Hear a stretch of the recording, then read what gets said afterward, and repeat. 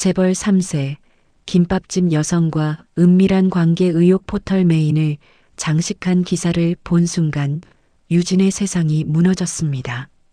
사장님, 강지훈 상무랑 무슨 관계세요? 가게 앞은 카메라와 기자들로 가득했고 골목 상인들은 유진을 원망했습니다. 우리 가게 다 망하게 생겼어. 책임질 거야? 하지만 유진은 알지 못했습니다. 자신이 병원에 데려간 그 노인이 재벌 회장이었다는 것도, 전 재산 20만 원이 거대한 권력 싸움의 불씨가 될 줄도. 유진아, 숨이 안 쉬어져. 이모가 쓰러지는 순간 유진은 깨달았습니다. 작은 선행 하나가 자신의 모든 일상을 앗아가고 있다는 것을. 오늘의 사연 시작합니다. 저녁 장사 준비를 하던 유진은 도마 위에 김을 펼쳐놓고 칼로 가장자리를 다듬고 있었습니다. 골목 입구 쪽에서 이상한 소리가 들려 고개를 들자 검은색 세단 4대가 일렬로 천천히 들어오고 있었습니다. 유진은 손에 쥔 김을 도마 위에 내려놓고 가게 밖으로 한 걸음 나섰습니다. 차량들은 정확히 간격을 맞춰 멈춰 섰고 문이 열리자 정장 차림의 남자들이 일제히 내렸습니다. 유진은 무슨 일인지 몰라 그 자리에 서서 지켜봤습니다. 아니, 이 좁은 골목에 웬 차가 저렇게 들어와? 야, 유진아. 무슨 촬영하나 보다. 드라마 찍나? 옆 가게 떡볶이집 아주머니가 앞치마를 두른 채 밖으로 나와 중얼거렸습니다. 경호원들은 골목 모퉁이를 하나씩 확인하며 사람들의 동선을 막기 시작했습니다. 한 남자가 매장 앞 도로에 서서 지나가던 행인에게 손을 들어 제지했습니다. 죄송합니다. 잠시만 우회 부탁드립니다. 아니 왜요? 여기 우리 집인데요? 행인이 눈살을 찌푸리며 따지듯 말하자 남자는 고개를 숙였습니다. 잠깐만입니다. 금방 끝내겠습니다. 행인은 황당한 표정으로 뒤돌아섰고 골목 입구는 순식간에 통제 구역이 되었습니다. 유진은 가슴이 두근거리기 시작했습니다. 이게 뭔 일인지, 왜 자기 가게 앞에서 이런 일이 벌어지는 건지 알 수 없었습니다. 경호팀장으로 보이는 남자가 매장 안으로 들어왔습니다. 그는 유진을 보자 정중하게 고개를 숙였습니다. 여기 김밥집 사장님, 한유진 씨 되시죠? 유진은 놀라서 뒤로 한 걸음 물러섰습니다. 네, 저요. 근데 왜요? 무슨 일인데요? 확인 절차입니다. 신분증 확인 가능하십니까? 유진은 떨리는 손으로 앞치마 주머니에서 지갑을 꺼냈습니다. 신분증을 건네자 남자는 사진과 유진의 얼굴을 번갈아 보며 확인했습니다. 본인 맞으시네요. 협조해 주셔서 감사합니다. 한유진 사장님, 저희와 함께 잠시 이동해 주셔야 합니다. 예, 이동이요? 어디를요? 저 진짜 아무 짓도 안 했어요. 유진의 목소리가 떨렸습니다. 남자는 차분한 표정으로 고개를 저었습니다. 사장님, 오해하지 마십시오. 잘못하신 거 전혀 없습니다. 너무 걱정하지 않으셔도 됩니다. 자세한 설명은 이동 중에 드리겠습니다. 아니, 제가 가게를 비우면 어떡해요. 지금 밥도 해놨고 주문도 들어와야 하는데요. 이런 건 미리 얘기를 해주셔야죠. 유진이 뒤로 물러서려 하자 2명의 경호원이 양옆에 섰습니다. 강압적이진 않았지만 거부할 수 없는 분위기였습니다. 사장님, 금방 끝나게 하겠습니다. 잠깐만 시간 내주시면 됩니다. 저 잠깐만 앞치마라도 벗고. 그냥 두셔도 됩니다.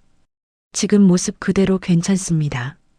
유진은 앞치마를 벗을 틈도 없이 경호원들 사이에 둘러싸여 밖으로 나왔습니다. 골목 주민 몇 명이 창문을 열고 그 모습을 지켜보고 있었습니다. 누군가는 휴대폰을 들어 촬영을 시작했습니다. 어머머, 유진이 거 뭐야? 잡혀가네. 야, 경찰이야 뭐야? 아니라고. 차가 장난 아닌데? 저기요, 저 진짜 아무것도 모르는데요. 어디 가는지만 알려주시면 안 돼요? 유진이 다시 물었지만 아무도 대답하지 않았습니다. 차량 문이 열렸고 유진은 떠밀리듯 뒷좌석에 앉았습니다. 문이 닫히자 차 안은 고요했습니다. 유진은 옆자리를 보니 경호원 한 명이 무표정하게 앞을 바라보고 있었습니다. 차량 내부에는 작은 모니터와 암호 패널 같은 게 보였습니다. 유진은 이게 일반적인 상황이 아니라는 걸 직감했습니다. 저 죄송한데요. 진짜로 어디 가는 건지만 알려주시면 안 될까요? 경찰서는 아니죠? 경호원은 잠시 유진을 보더니 짧게 대답했습니다. 사장님, 걱정 안 하셔도 됩니다. 회사 쪽입니다. 회사요? 무슨 회사요? 저랑 상관없는데 같은데요. 경호원은 더 묻지 말라는 듯 다시 앞을 바라봤습니다. 차량은 조용히 출발했고 뒤따라 나머지 세대도 일렬로 움직였습니다. 골목은 점점 멀어졌고 유진은 창밖을 보며 무슨 일이 벌어지는 건지 머릿속으로 정리하려 했지만 아무것도 떠오르지 않았습니다. 내가 어디 빚을 졌나? 세금이 밀렸나? 아니면 가게 임대료 문제인가? 유진은 혼잣말을 하듯 작게 중얼거렸지만 차 안은 여전히 조용했습니다. 차는 도심을 지나 고층 빌딩들이 즐비한 구역으로 들어갔습니다. 유진은 손을 꽉 쥐고 숨을 골랐습니다. 이동 내내 아무 설명도 듣지 못했고 차 안은 침묵만 흘렀습니다. 이 정도면 어디 큰 회사 같은데 나 같은 사람을 왜 부르지? 얼마나 지났을까요? 차량이 한 고급 빌딩 지하 주차장으로 진입했습니다. 주차장 안은 텅 비어 있었고 차는 지정된 구역에 멈춰 섰습니다.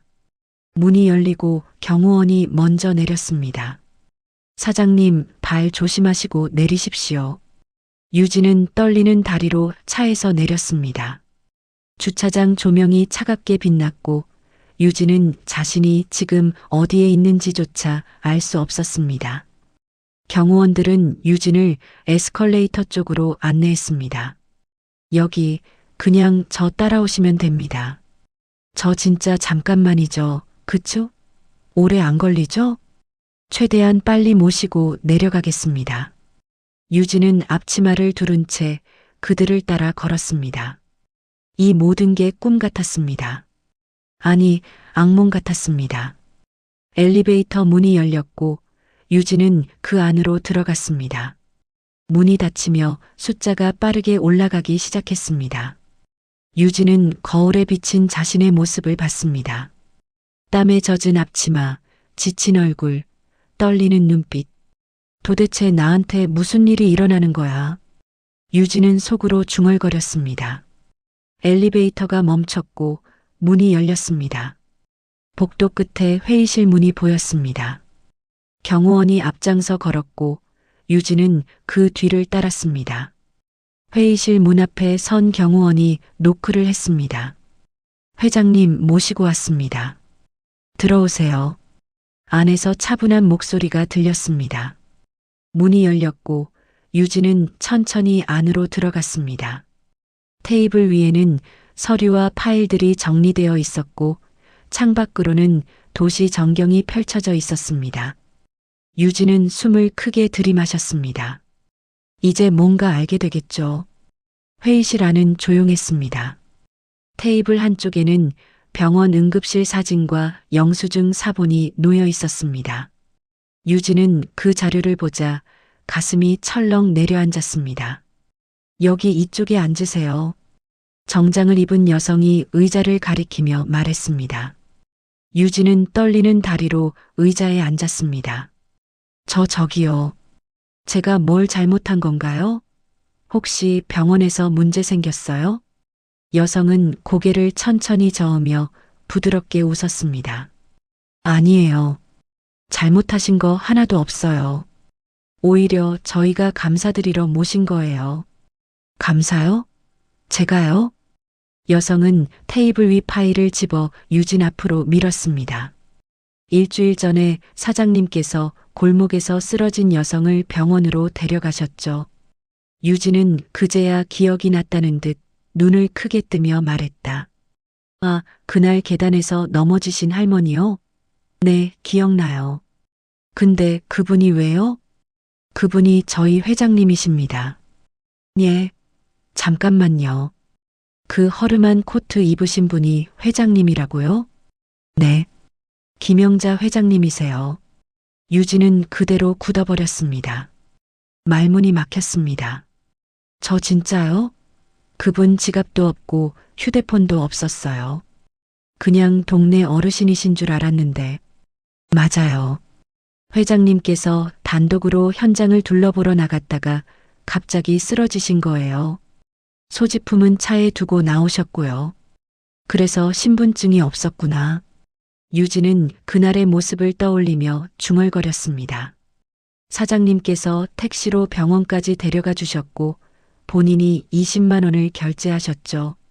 여성이 영수증 사본을 가리켰습니다. 유진은 종이를 보며 민망하게 웃었습니다. 네, 그게 제 통장에 남은 돈이었어요. 근데 그걸 다 아세요? 병원 기록과 CCTV를 확인했어요. 유진은 등골이 서늘해졌습니다. 그럼 저를 왜 여기까지 부르신 건데요? 그냥 병원에서 돌려줘도 되는 거 아닌가요? 여성은 짧게 숨을 고르고 조용히 말했다. 회장님께서 직접 고맙다는 말을 전하고 싶어 하세요. 직접요? 저 같은 사람한테요? 그때 회의실 옆문이 열렸습니다. 경호원이 들어와 고개를 숙였습니다. 회장님 도착하셨습니다. 유진은 숨을 멈춘 듯 서 있었습니다. 문이 다시 열리고 단정한 옷차림의 노년 여성이 천천히 들어왔습니다. 유진은 그 얼굴을 보며 벌떡 일어섰습니다. 그날의 할머니. 김영자는 조용히 고개를 끄덕이며 미소 지었습니다. 그래, 그날 나 도와준 사람. 많이 고마웠어요. 유진은 손을 허둥거리며 말했다. 아니에요. 그냥 제가 할 수 있는 걸 한 거예요. 누구라도 그렇게 했을 거예요. 아니에요. 아무나 그렇게 못해요. 마지막 남은 돈까지 썼다면서요. 쉬운 결정 아니에요. 김영자가 자리에 앉으며 차분하게 말했습니다. 유진도 다시 자리에 앉았습니다. 그땐 회장님인지도 몰랐고요. 그냥 너무 힘들어 보이셔서요. 김영자는 유진을 바라보며 천천히 고개를 끄덕였습니다. 당신 덕분에 큰일 안 난 거예요. 아이고, 그렇게까지 말하지 마세요. 제가 더 부담돼요. 김영자는 테이블 위 파일을 집어들었습니다. 병원 기록 보니까 폐렴 초기 증상에다 심장 쪽도 안 좋았더라고요. 의사가 말하길 조금만 늦었어도 위험할 수 있었다고 하더라고요. 유진은 그제야 화들짝 놀란 표정을 지었습니다. 김영자는 말을 이어갔습니다. 나는 회사 일 때문에 가끔 경호원 없이 혼자 돌아다녀요. 직원들 눈치 안 보고 직접 보려고 그래요. 그런데 회사 안에도 여러 사람이 있어서 내가 어디만 가도 말이 많아요. 그랬군요. 그날도 그냥 잠깐 둘러보려고 했는데 갑자기 숨이 가빠지고 머리가 빙빙 도는 거예요. 그래서 그대로 쓰러진 거죠. 김영자는 잠시 웃으며 말했다. 병원에서 깨보니까 신분증도 없고 전화도 없고 괜히 복잡해질까봐 그냥 조용히 나온 거예요. 그래서 병원에서 사라지신 거였군요. 간호사분이 찾으시던데. 유진이 고개를 끄덕이자 김영자는 진지한 표정으로 말을 이었습니다. 어쨌든 난 정말 고맙다는 말 전하고 싶었어요. 정말 별거 아닌데요. 아니에요. 꼭 보답하고 싶어요. 20만 원은 바로 돌려드릴 거고 그 외에도요. 유진은 당황해 고개를 저었다. 돈은 받겠습니다만 그 이상은 정말 부담돼요. 저는 제 가게나 잘 지키면 돼요. 그러자 김영자는 오히려 유진을 흥미롭게 바라보았다. 가게 말 나와서 그런데 우리 재단에서 청년 자영업자 돕는 프로그램을 준비하고 있어요. 네. 무슨 프로그램이요? 유진 씨 가게를 시범 매장으로 해보고 싶어요. 제가요? 저는 그런 거 잘 모르는데요. 진짜로요. 사람 먼저 챙길 줄 알고 어려워도 할 일 하는 사람, 그런 사람이 제일 필요해요. 유진은 입술을 꾹 깨물었습니다. 김영자는 천천히 일어섰습니다. 지금 당장 결정하라는 건 아니에요. 생각 좀 해봐요. 비서실에서 연락할 거예요. 유진은 여전히 정신을 못 차린 얼굴로 김영자를 바라보았습니다. 문 앞에서 김영자가 마지막으로 말했다. 그리고 한 가지 더요. 유진이 고개를 들었습니다. 앞으로 유진 씨에게 피해가지 않게 내가 지킬게요. 저를 지킨다고요? 이런 일이 밖으로 나가면 제일 먼저 힘들어지는 게 평범한 사람이에요. 그건 절대 안 되게 할게요. 그 말을 남기고 김영자는 회의실을 떠났습니다. 유진은 홀로 남아 텅 빈 회의실을 바라보며 창밖에 펼쳐진 도시 풍경이 왜 이렇게 낯선 느낌인지 이해하려 애썼습니다. 다음 날 오후 유진의 가게는 평소보다 붐볐습니다. 어제 골목에서 벌어진 검은 세단 소동이 SNS에 퍼지면서 구경꾼들이 몰려든 것입니다. 사장님, 여기 어제 그 차 온 데 맞죠? 젊은 남자가 휴대폰을 들이밀며 물었습니다. 네, 그런데요. 유진은 짧게 대답하고 김밥을 말았습니다. 소문은 점점 이상한 방향으로 흘렀습니다. 그때 가게 문이 열렸습니다. 유진은 고개를 들었다가 얼굴이 환해졌습니다. 지훈이 서 있었습니다. 지훈 씨. 유진은 반가워하며 손을 흔들었지만 지훈의 얼굴은 평소와 달랐습니다. 긴장되고 불안한 기색이 역력했습니다. 유진아. 지훈의 목소리가 떨렸습니다. 유진은 그 표정을 보고 가슴이 철렁 내려앉았습니다. 무슨 일 있어? 어디 아파? 잠깐 얘기 좀 할 수 있을까? 유진은 정혜숙을 보았습니다. 정혜숙이 고개를 끄덕이자 유진은 앞치마를 벗었습니다. 밖에서 얘기하자. 두 사람은 가게를 나와 조용한 카페로 걸어갔습니다. 카페 구석자리에 앉자 지우는 한참을 말을 꺼내지 못했습니다. 무슨 일이야? 어제 전화했는데 안 받더라. 유진이 먼저 물었습니다. 지우는 커피잔을 만지작거리다 입을 열었습니다. 어제 회사에 다녀왔지? 유진은 놀라서 지훈을 쳐다봤습니다. 어떻게 알았어? 유진아, 미안해. 나 너한테 숨긴 게 있어. 지훈은 숨을 크게 들이마셨습니다. 나는 그냥 평범한 직장인이 아니야. 나는 강지훈이고 김영자 회장의 아들이야. 유진은 커피잔을 내려놓았습니다. 손이 떨려서 잔이 받침에 부딪히며 소리를 냈습니다. 뭐라고? 나는 재벌 3세야. 그리고 어머니가 바로 네가 병원에 데려간 그분이야. 유진은 아무 말도 할 수 없었습니다. 머릿속이 하얘졌습니다. 왜 말 안 했어? 유진의 목소리가 떨렸습니다. 말할 수 없었어. 내 신분을 밝히는 순간 너한테 위험이 올 수 있으니까. 위험이라니 무슨. 회사에는 나를 견제하는 사람들이 많아. 그들이 내 존재를 알게 되면 너를 공격할 거야. 나를 흔들기 위해서. 유진은 등골이 서늘해졌습니다. 그래서 거짓말한 거야? 나한테? 거짓말한 게 아니야. 그냥 너랑 있을 때만큼은 평범한 사람이고 싶었어. 지훈의 목소리가 간절했습니다. 평범한 사람? 유진이 쓴웃음을 지었습니다. 나는 너랑 진짜 연애하는 줄 알았어. 근데 너는 다 숨기고 있었잖아. 유진아, 내 마음은 진짜였어. 그건 믿어줘. 지훈이 유진의 손을 잡으려 했지만 유진은 손을 뺐습니다. 지금 어떻게 믿어? 어제 나 혼자 그 무서운 데 끌려가서 얼마나 무서웠는지 알아? 유진의 목소리가 높아졌습니다. 유진아, 미안해. 정말 미안해. 나 집에 갈래. 혼자 좀 있고 싶어. 유진은 눈물을 참으며 돌아서서 카페를 나갔습니다. 지우는 그 뒷모습을 바라보며 주먹을 쥐었습니다. 유진은 골목을 걸으며 눈물을 흘렸습니다. 작은 선행 하나가 이렇게 큰 일이 될 줄 몰랐습니다. 그리고 사랑한다고 믿었던 사람이 모든 걸 숨기고 있었다는 사실이 더 아팠습니다. 그날 저녁 최무연의 사무실에서는 새로운 보고서가 올라오고 있었습니다.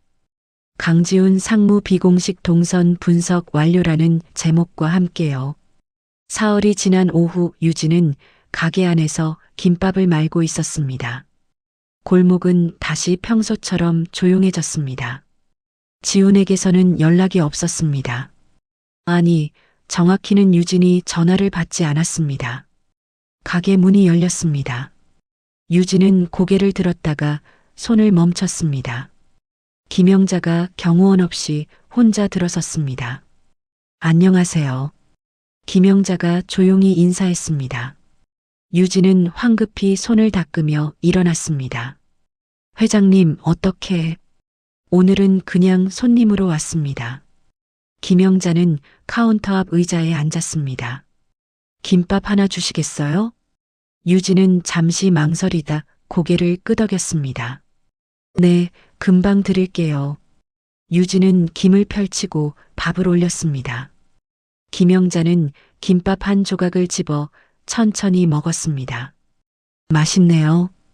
김영자가 미소 지으며 말했습니다. 감사합니다. 재단 프로그램 제안 생각해 보셨나요? 유진은 입술을 깨물었습니다. 솔직히 말씀드리면 부담스러워요. 부담이라니요? 저는 그냥 김밥이나 파는 사람이에요. 누구를 가르치거나 멘토가 될 사람이 아니에요. 김영자는 김밥을 한 조각 더 집으며 말했습니다. 저는 서류보다 현장을 믿습니다. 그래서 직접 이 골목에 왔던 거예요. 그러다 쓰러지셨잖아요. 유진이 조심스럽게 말했습니다. 김영자는 씁쓸하게 웃었습니다. 그렇죠. 하지만 덕분에 좋은 사람을 만났어요. 유진은 고개를 숙였습니다. 김영자는 계속 말했습니다. 이 프로그램은 유진 씨를 이용하려는 게 아닙니다. 유진 씨를 중심에 두고 보호하려는 겁니다. 보호요? 네. 이 일이 외부로 알려지면 유진 씨에게 피해가 갈 수 있어요. 그래서 익명 멘토 방식으로 운영하려고 합니다. 유진은 김영자를 바라봤습니다. 왜 저한테 이렇게까지 하시는 거예요? 김영자는 잠시 침묵했습니다. 제가 쓰러졌을 때 유진 씨는 제 신분을 몰랐어요. 그냥 한 사람이 위험에 처한 걸 받고 도왔죠. 전 재산을 쓰면서요. 유진은 아무 말도 하지 못했습니다. 그게 진짜 선행이에요. 대가를 바라지 않는. 김영자의 목소리가 낮아졌습니다. 저는 평생 숫자와 보고서로 사람을 판단했어요. 하지만 유진 씨는 달랐어요. 그래서 이 빚을 갚고 싶습니다. 유진은 눈시울이 뜨거워졌습니다. 김영자는 가방에서 작은 봉투를 꺼냈습니다. 일단 20만 원부터 돌려드립니다. 아니에요, 괜찮아요. 받으세요. 이건 당연한 겁니다. 김영자가 봉투를 테이블 위에 올려놓았습니다. 유진은 봉투를 보며 고개를 끄덕였습니다.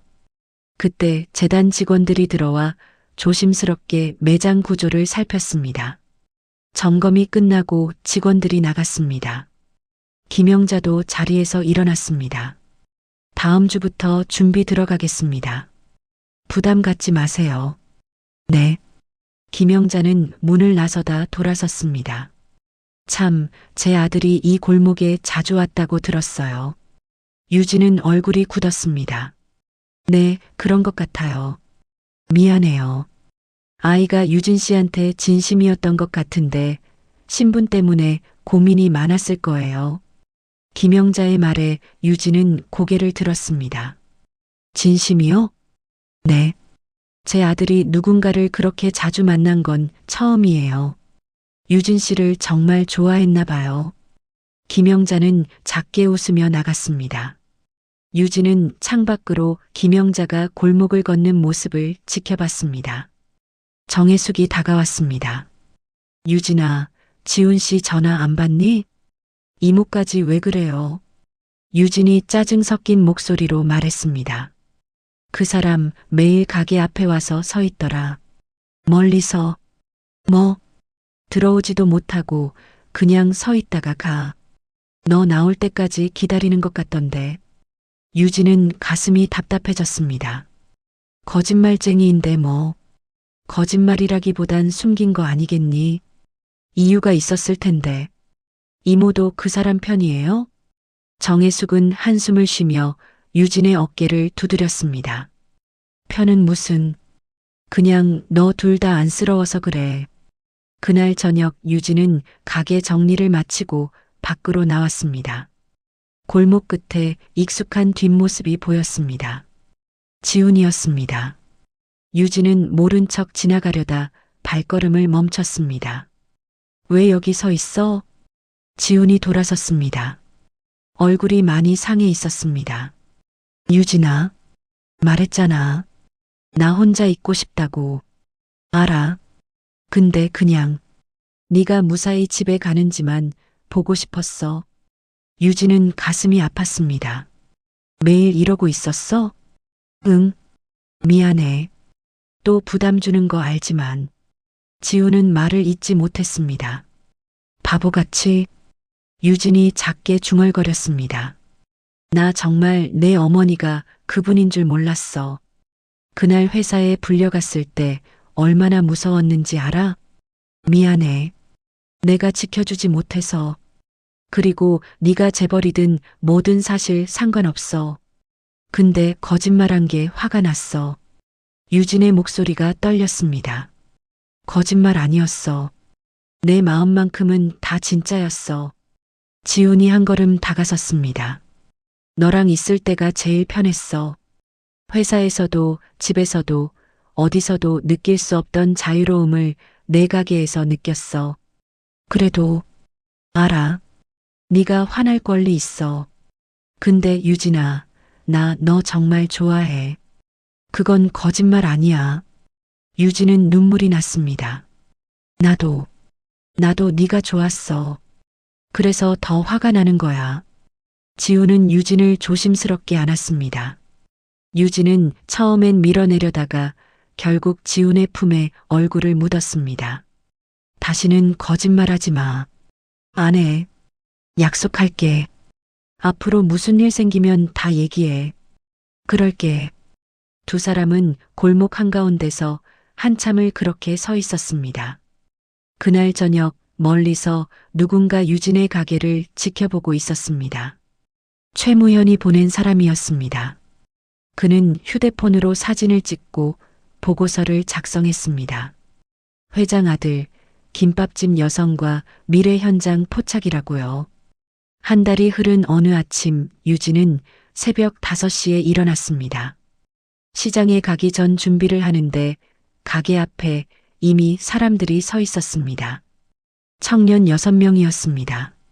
안녕하세요, 사장님. 가장 앞에 선 남자가 인사했습니다. 누구세요? 재단 프로그램 참가자들입니다.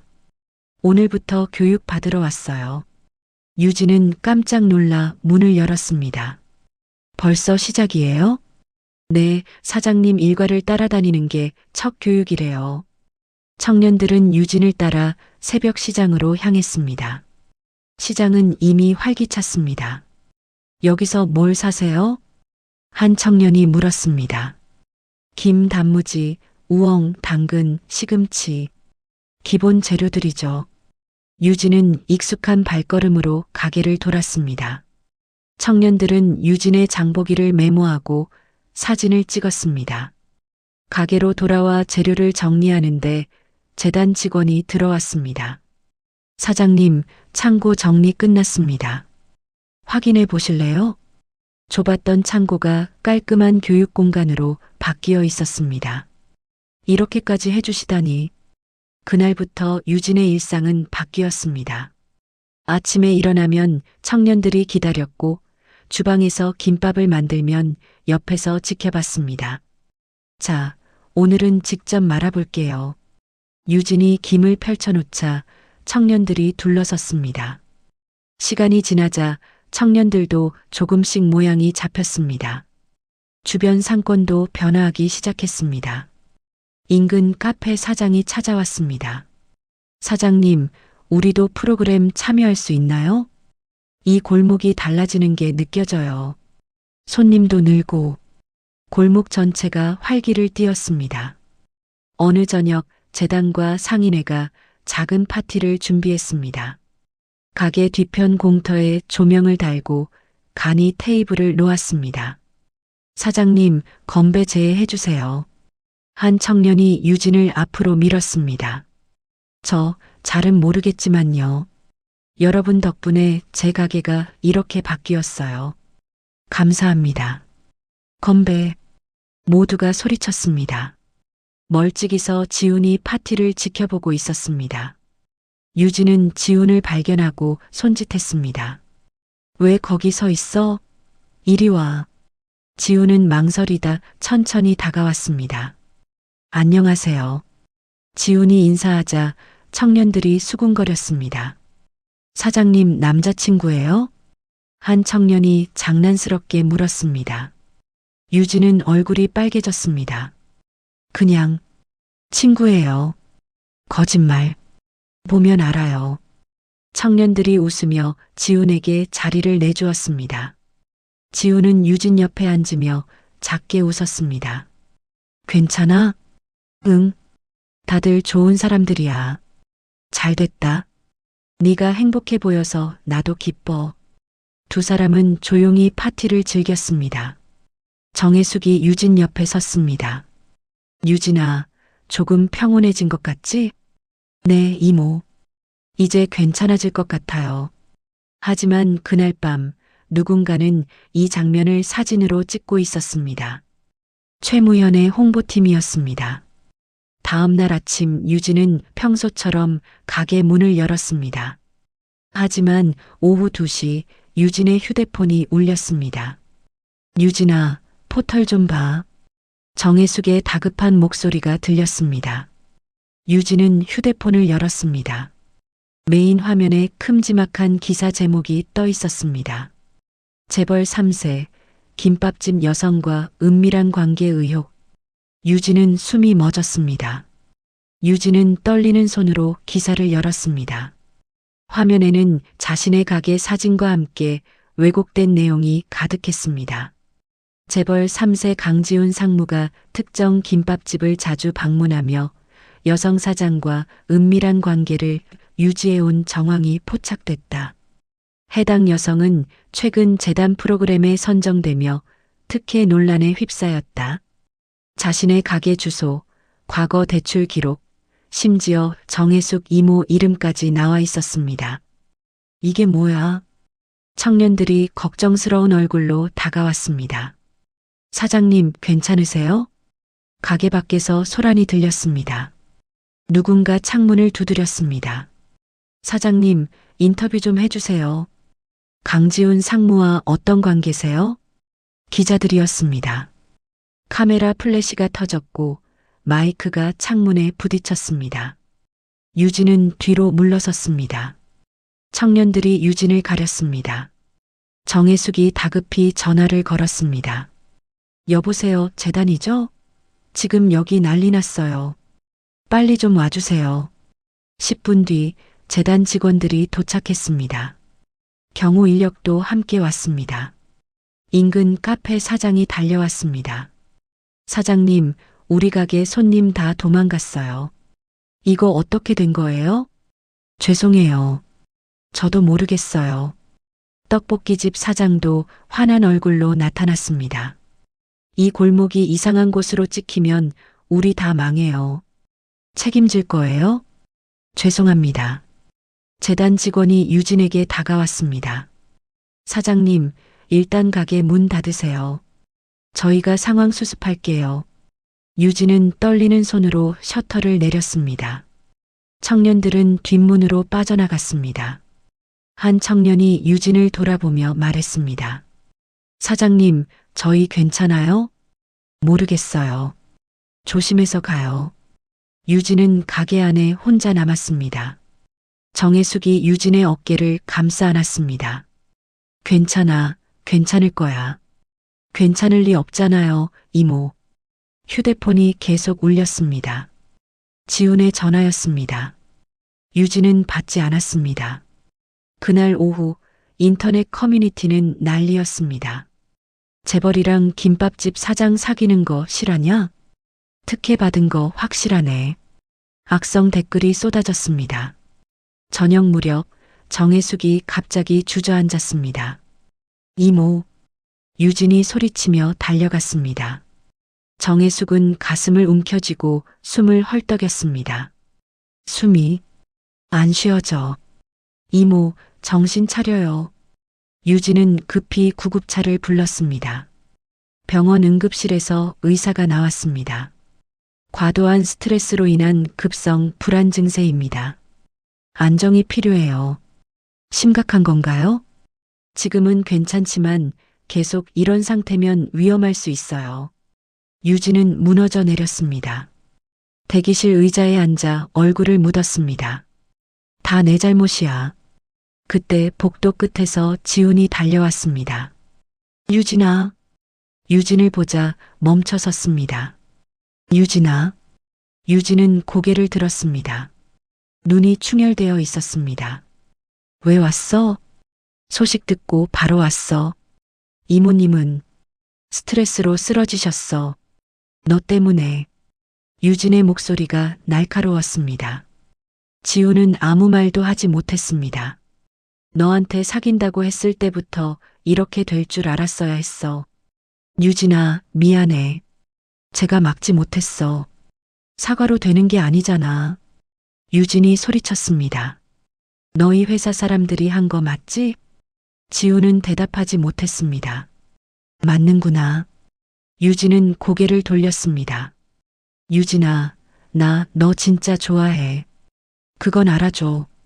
좋아하면 다야? 이모가 쓰러졌는데? 유진의 목소리가 떨렸습니다. 지훈은 유진 옆에 앉으려 했지만 유진이 손을 들어 막았습니다. 가줘. 당신 보기 싫어. 유진아. 가라고. 지훈은 천천히 일어섰습니다. 복도를 걸어 나가다 뒤돌아봤습니다. 꼭 해결할게. 기다려줘. 유진은 대답하지 않았습니다. 지훈이 떠나고 유진은 혼자 남아 천장을 바라봤습니다. 작은 선행 하나가 이렇게 큰 재앙이 될 줄 몰랐습니다. 그리고 사랑한다고 믿었던 사람과의 관계도 이렇게 무너질 줄 몰랐습니다. 다음 날 아침 김영자는 회장실에 앉아 밤새 정리한 자료를 펼쳐놓았습니다. 기자회견 준비해. 오늘 오후에 할 거야. 회장님께서 직접 나서시겠습니까? 그래. 이건 내가 직접 정리해야 해. 오후 2시 김영자는 기자회견장에 섰습니다. 수십 개의 카메라가 그녀를 향했습니다. 안녕하십니까? 김영자입니다. 기자들이 웅성거렸습니다. 먼저 사과드립니다. 한유진 사장님께 큰 피해를 드렸습니다. 김영자는 고개를 숙였습니다. 일주일 전 저는 단독으로 현장 점검을 나갔다가 쓰러졌습니다. 그때 한유진 사장님이 저를 병원으로 데려가 주셨습니다. 김영자는 준비한 자료를 들어보였습니다. 여기 병원 기록과 결제 영수증이 있습니다. 한유진 사장님은 본인 명의로 20만 원을 결제하셨습니다. 저의 신분을 전혀 모르는 상태에서요. 재단 프로그램 선정은 특혜가 아닙니다. 객관적인 평가를 거쳤고 여기 모든 문서가 있습니다. 그럼 강지훈 상무와의 관계는 어떻습니까? 한 기자가 손을 들고 물었습니다. 김영자는 잠시 침묵했습니다. 제 아들과 한유진 사장님은 연인 관계입니다. 기자회견장이 술렁였습니다. 하지만 그 관계는 제가 쓰러지기 전부터 시작된 것이고 서로를 진심으로 아끼는 사이입니다. 어떤 특혜나 거래와는 무관합니다. 증명할 수 있습니까? 제 아들이 골목을 방문한 기록은 몇 달 전부터 있습니다. 재단 프로그램이 시작되기 훨씬 전이죠. 김영자는 서류를 제시했습니다. 마지막으로 한 가지 더 말씀드리겠습니다. 이번 기사를 조작한 내부 인력을 찾아냈습니다. 법무팀이 조사 중이며 해당 인물들은 직무정지 상태입니다. 기자회견장이 또 한 번 술렁였습니다. 한유진 사장님께 다시 한번 사과드립니다. 그리고 감사합니다. 김영자는 고개를 깊이 숙였습니다. 병원 대기실에서 유진은 생중계를 보고 있었습니다. 화면 속 김영자가 고개를 숙이는 모습에 눈물이 났습니다. 회장님, 정혜숙도 옆에서 화면을 봤습니다. 유진아, 이제 괜찮아질 거야. 유진은 고개를 끄덕였습니다. 인터넷 댓글이 빠르게 바뀌기 시작했습니다. 회장이 직접 나설 정도면 진짜였네.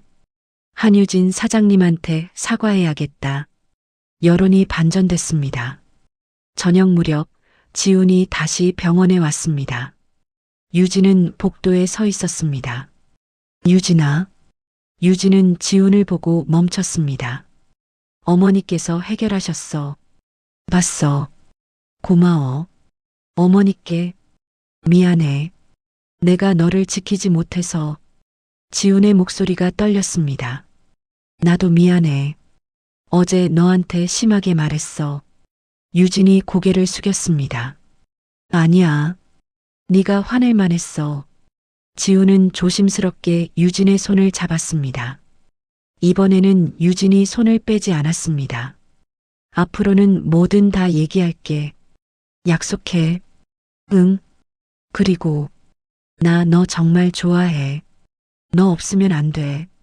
유진은 지훈을 바라봤습니다. 나도 너 좋아해. 그래서 더 무서웠어. 두 사람은 복도에서 조용히 포옹했습니다. 이제 괜찮을 거야. 내가 지킬게. 우리 같이 지키자. 유진이 웃으며 말했습니다. 석 달이 지났습니다. 유진의 골목은 다시 고요해졌습니다. 유진은 아침 5시에 일어나 시장에 갔습니다. 청년 2명이 함께 따라왔습니다. 사장님, 오늘은 뭐 사세요? 김이랑 단무지. 오늘 날씨가 좋으니까 손님 많을 거야. 가게로 돌아와 문을 열었습니다. 게시판에는 청년들이 남긴 메모와 사진이 붙어 있었습니다. 사장님 덕분에 제 가게 계약했어요. 감사합니다. 유진은 메모들을 보며 미소 지었습니다. 오전 10시 재단 직원이 방문했습니다. 사장님, 이번 달 보고서 가져왔어요. 프로그램 참가자 6명 중 4명이 자기 매장을 준비 중이었습니다. 다들 잘하고 있네요. 사장님 교육이 좋았으니까요. 전국에서 문의가 계속 들어와요. 점심시간이 되자 손님들이 하나둘 들어왔습니다. 오후 3시 골목 상인회 회장이 찾아왔습니다. 사장님, 이거 전달하려고요. 안에는 상인들이 쓴 편지가 들어 있었습니다. 지난번엔 오해해서 죄송했습니다. 덕분에 골목이 살아났어요. 유진은 편지를 읽으며 눈시울이 붉어졌습니다. 저녁 무렵 김영자가 조용히 가게에 들어왔습니다. 안녕하세요, 회장님. 오랜만이에요. 김영자는 자리에 앉으며 미소 지었습니다. 김밥 하나 주세요. 유진은 정성껏 김밥을 말았습니다. 많이 안정된 것 같네요. 네, 회장님 덕분입니다. 그리고 어머님. 유진이 수줍게 말하자 김영자는 따뜻하게 웃었습니다. 어머니라고 불러주니 기분이 좋네요. 아직 익숙하지 않지만 연습 중이에요. 천천히 해요. 우리 아들이 좋은 사람 만나서 다행이에요. 김영자는 김밥을 한 조각 더 집었습니다. 가끔 들를게요. 여기 김밥이 제일 맛있거든요. 언제든 오세요. 김영자는 가게를 나섰습니다. 해가 지고 있었습니다. 유진은 마지막 손님을 보내고 가게 정리를 시작했습니다. 그때 문이 열렸습니다. 지훈이 들어섰습니다. 안녕. 유진은 미소 지으며 손을 흔들었습니다. 오늘도 왔어? 응. 손 좀 도와줄까? 그래. 저기 테이블 좀 닦아줘. 지훈은 능숙하게 테이블을 닦기 시작했습니다. 요즘 매주 주말마다 가게를 도우면서 일손이 제법 익었습니다. 오늘 회사는 어땠어? 괜찮았어. 요즘은 현장 프로젝트 쪽 일을 맡고 있어서 재미있어. 그래. 잘 됐다. 다 내 덕분이야. 지훈이 유진을 바라보며 말했습니다. 무슨 소리야? 진짜야. 너 만나고 내 삶이 바뀌었어. 좋은 쪽으로. 유진은 얼굴이 빨개졌습니다. 정혜숙이 안에서 나오다 웃으며 말했습니다. 너희 둘 보기 좋다. 나는 먼저 들어갈게. 이모, 조심히 가세요. 정혜숙이 떠나고 두 사람만 남았습니다. 모든 정리를 마치고 유진은 가게를 둘러봤습니다. 지훈아. 응? 고마워. 내 곁에 있어줘서. 나야말로 고마워. 네가 나를 받아줘서. 지훈은 유진을 안았습니다. 앞으로도 계속 이렇게 함께하자. 응. 우리 같이 걷자. 두 사람은 조명을 끄고 가게 문을 잠갔습니다. 골목은 고요했습니다. 유진과 지훈은 나란히 골목을 걸었습니다. 두 사람의 그림자가 골목 바닥에 길게 늘어졌습니다. 작은 선행에서 시작된 거대한 흐름은 유진의 삶을 바꿔놓았습니다. 하지만 유진은 여전히 자신의 자리를 지키고 있었습니다. 김밥을 만들고 손님을 맞이하고 청년들을 가르치는 일상을요. 그것이 유진이 선택한 삶이었습니다. 평범하지만 의미 있는 작지만 따뜻한 삶이었습니다. 배고프지? 집 가서 라면 끓여줄까? 지훈이 물었습니다. 좋아. 근데 네가 끓이면 맛없잖아. 요즘 많이 늘었어. 어머니한테 배웠거든. 정말? 그럼 기대해 볼게. 두 사람은 웃으며 걸었습니다.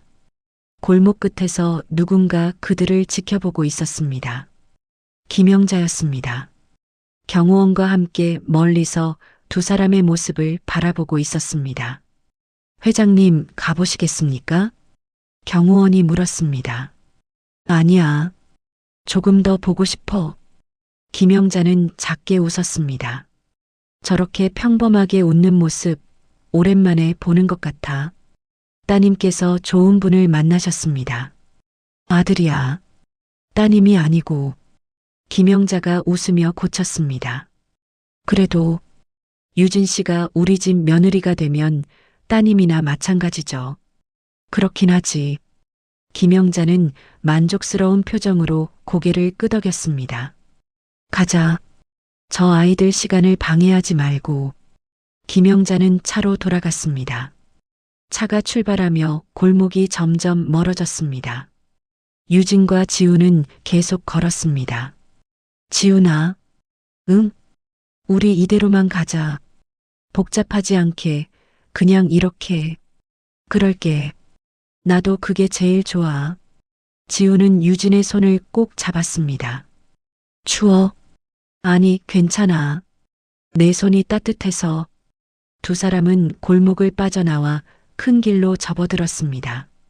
가로등 불빛이 두 사람을 비췄습니다. 내일은 뭐 할 거야? 새벽 시장 가야지. 너도 같이 갈래? 좋아. 몇 시에 나오면 돼? 5시 반. 알았어. 늦지 않게 갈게. 진짜? 일요일인데 괜찮아?